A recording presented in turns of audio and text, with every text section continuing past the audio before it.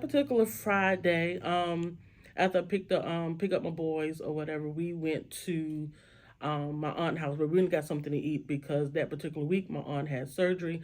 So instead of going to other people's house, we made everything go to her house, just so we can lift her up, build her up. So we went there, got subs and pizza, and fellowship as a normal Friday.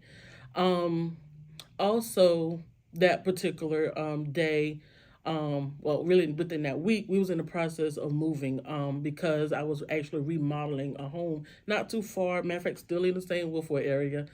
Um, and I wanted to give my testimony, so I waited till everybody got there, and I stood in the middle of the floor, and I said, "Y'all got a testimony. I want to tell y'all something." I said, God is good," and I can just remember Winston sitting on the floor. I thought he wasn't paying me any attention, but he was sitting on the floor, and he just hollered and say, "No, mama, God is great." And I looked down. I said, "You know what, baby? You're right. God is great." So I finished telling my story about it's almost done. We just a few weeks away from moving in. Um, and just telling everybody what's going on, and everybody was sitting around, and something just came over me to the point where because also my nephews, I got two nephews also, and all four of them was sitting on the floor, of course, playing Beyblades or playing some type of game, and I called their name out one by one, and I told each one of them that I love you.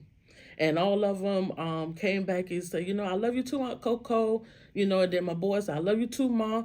And that moment sticks with me because that was one of the times, that I personally made. I always tell my kids I love them, but calling their name out one by one, that really stuck out to me.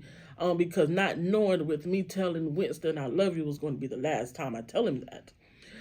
So that particular night, we did turning kind of early. No, usually because normally we there till almost 12, 1 o'clock. Just fellowshipping. But this particular time, we turned in pretty early because I know the next day, Winston was 6 days away from his graduation, so I knew we had to get up, go get his outfit, and I was going to spend time with them, to celebrate them because school was over, almost over, and I wanted to celebrate his graduation.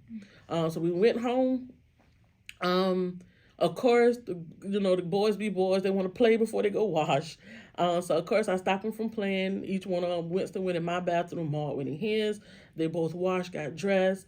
Winston came in. He said, "Well, all right, Mom, I'm about to go lay down. So let's go watch TV." He said, "Mom, can I lay on the couch?" Of course, he always lays on the couch. So I let him lay on the couch. Ahmad, he was kind of back and forth from the living room to his room. And I kind of just laid across the bed before I go in and take my shower before we can go ahead and settle in. Um, and so I thought everything was fine. And then that's when, tragic struck. We started hearing the gunshots. And then after that, it was a nightmare. It was a nightmare. My life has been in turmoil. Um, it's been a lot. Yeah. It's definitely been a lot. And over the course of the year, you've been in despair, I'm sure, for a lot of it. Oh yeah. But how did you find strength to keep pushing through each day? Strength is strength through God, of course, because my faith never wavered. I had, keep saying, I don't know what the message God is trying to tell me. I said, but it's a message He's trying to tell me. I don't know what it is. So my faith never wavered. I kept faith in Him. Prayer definitely, my family definitely kept me going, kept me strong. But the most important thing that kept me going and that's keeping me going today is I ask myself every day, what would Winston do? Because Winston was always a go getter. Winston was always want to learn new things. Winston never let nothing stop him. If he did not know, oh trust me, he's going to figure it out on his own. He didn't want no help from nobody. So that what keeps me going. That particular question is, what will Winston do? I can remember when he was born. I remember when the doctor said, when she found out what his name was, Winston O'Connor Hunter, she said, "Miss Hunter, that's gonna be a powerful name one day." I said, "Yeah, I think so too." Not knowing that his name is going to be powerful in this way because, just in his 6 years of life, he have done so much and touched so many people's lives. Um, that it would be this impactful. Yeah.